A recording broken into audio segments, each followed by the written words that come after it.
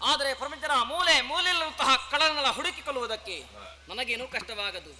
ಆದರೂ ಅವರನ್ನೆಲ್ಲ ನನ್ನ ಸಲಹೆಗೆ ಬರೆಸಿ ಕೊಲ್ಲಬೇಕೆಂಬಂತಹ ತೀರ್ಮಾನಕ್ಕೆ ಬಂದವಳು ನಾನು. ಯಾವ ರೀತಿ ಭರಿಸಲಿ, ಅಲ್ಲ ಯಾವ ರೀತಿ ಕೊಲ್ಲಲಿ? ಸರಿ ಸರಿ, ಇಳೆಯಲ್ಲಿ ಜನ್ಮೆತ್ತಂತಹ ಯಾವನೇ ಜೀವನಾದರೂ ಕೂಡ ಹೆಣ್ಣಿಗೂ ಹೊನ್ನಿಗೂ ಮಣ್ಣಿಗೂ ಬಲಿ ಬೀಳಲೇಬೇಕು.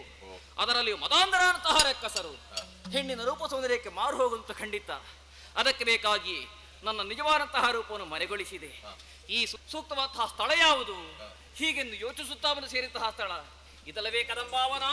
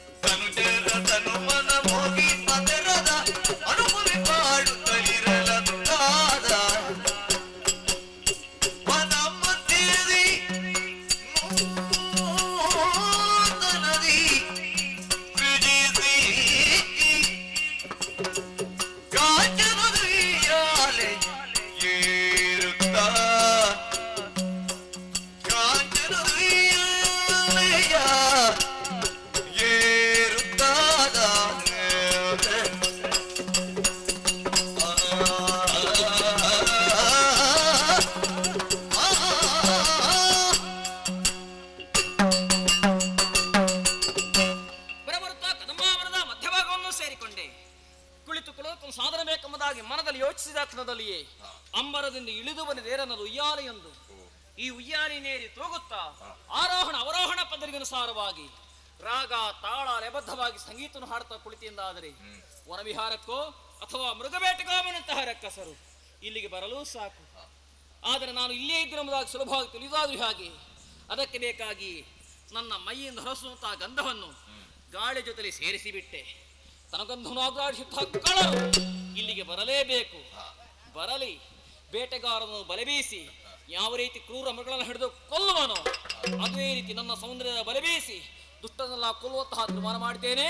ತಡೆಯಕ್ಕಂತೆ ಏರಿಕೊಡುತ್ತಿರುವ ಯಾರೇ